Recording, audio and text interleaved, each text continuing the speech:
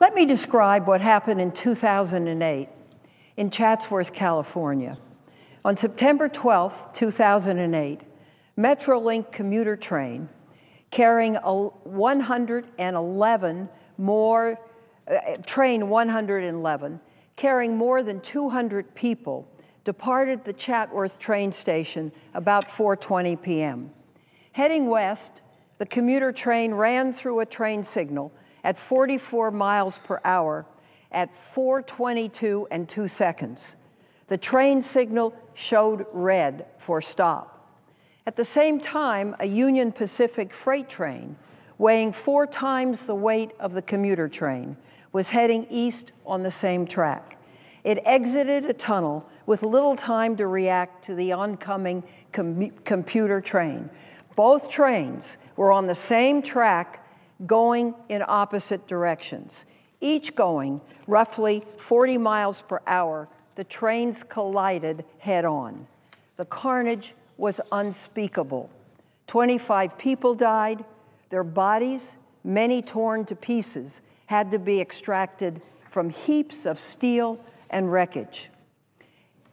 This is the scene. This is the commuter train. This is the freight train. This is the car that essentially chopped apart 25 people. As Superior Judge Peter Lichtman wrote, there were teachers, federal, state, municipal employees, business owners, executives, artists, and students that were all lost on that day. Many families were left without any provider, not to mention the loss of a mother or father.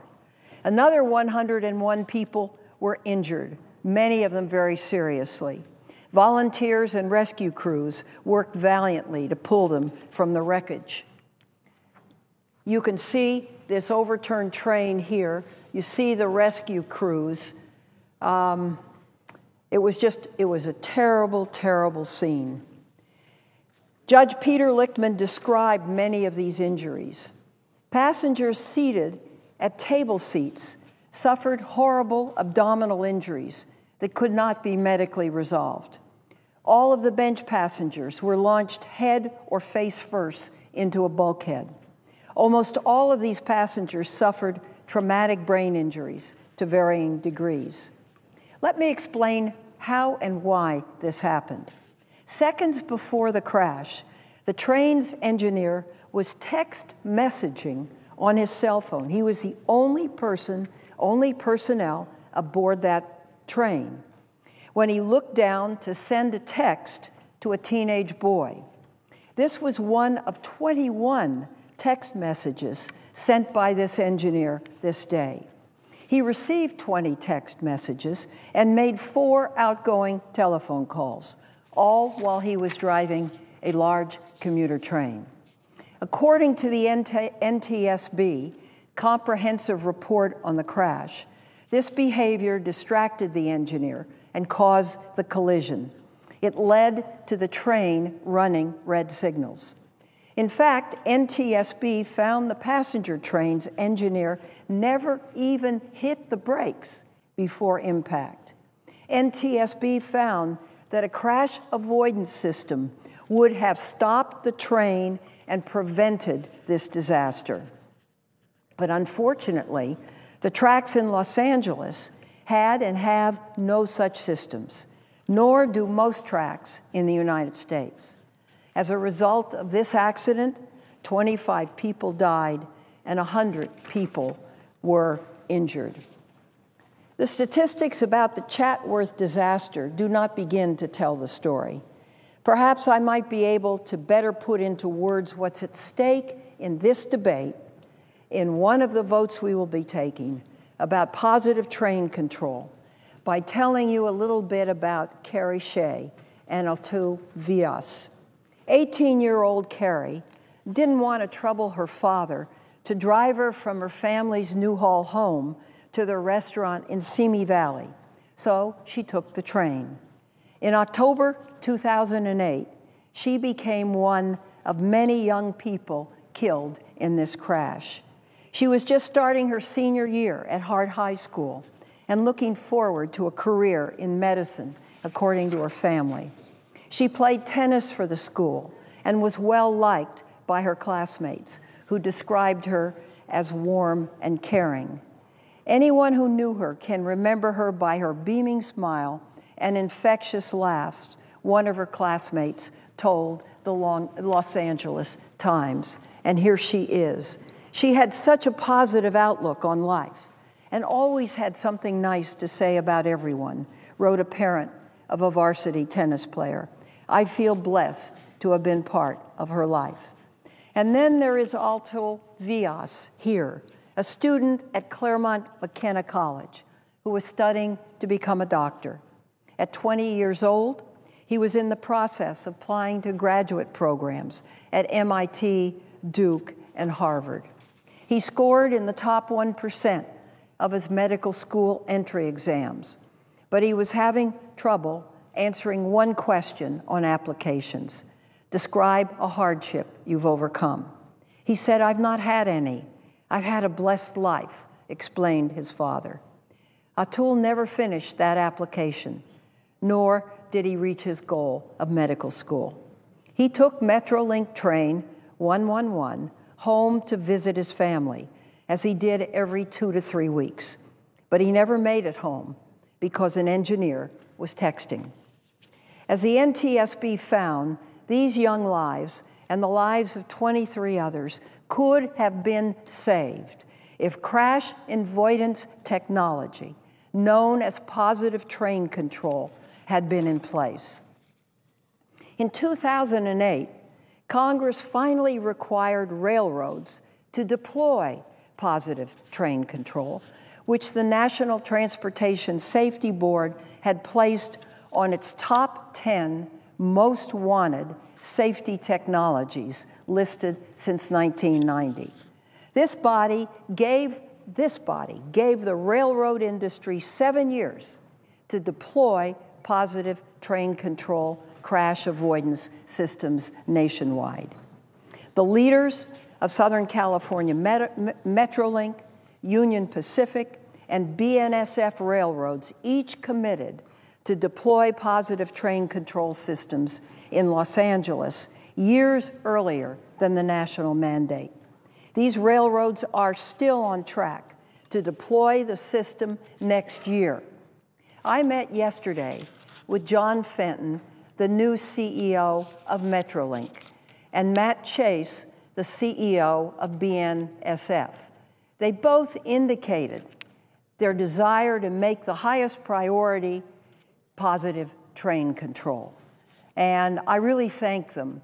The Metrolink's going to go ahead with it as soon as possible, regardless. BNSF told us, well, if this bill delays it, they may take an additional year. I really salute both of them for their support of this program. However, I'm very alarmed that others in the railroad industry and in Congress diminish the value of positive train control.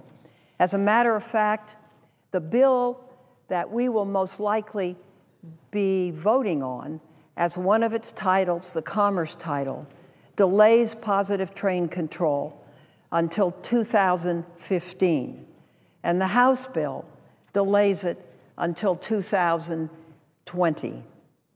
That's, when the technology is there, despite its complications of installation, when you have high-risk lines, freight lines and commuter lines traveling in opposite directions on the same track, and when you have human frailty, in this case, one engineer aboard a commuter train of a couple of hundred people texting, the only answer to assure the safety to the commuter trains of this nation really, in my view, is positive train control. I view it as an emergency need. The NTSB views it as an emergency need. According to them, scores of deadly accidents across the country since 1970 could have been prevented if positive train control in effect were installed.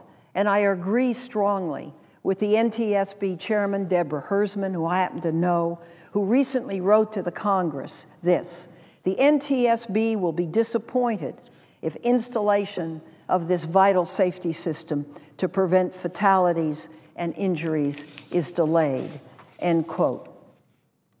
The need to extend the 2015 positive train control deployment deadline has not been demonstrated.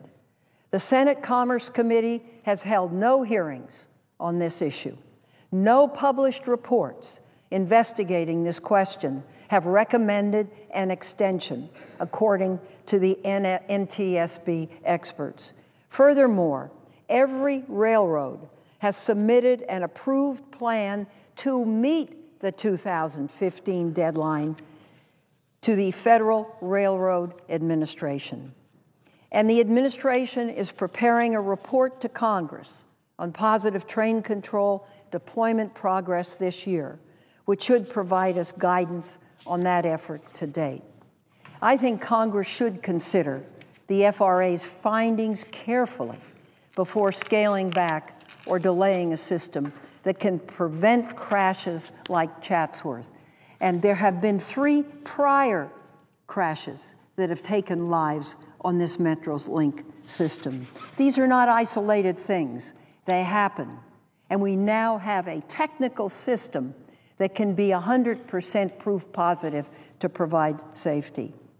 So I'm very concerned that without a national strategy, deployment of positive train control in Southern California will become more difficult. There will be excuses, there will be a lessening of effort, and both BNSF and Metrolink have made very strong efforts to comply with 2015. Why change it? The Los Angeles area is a huge commuter area, and when it's not necessary to change it, why do it?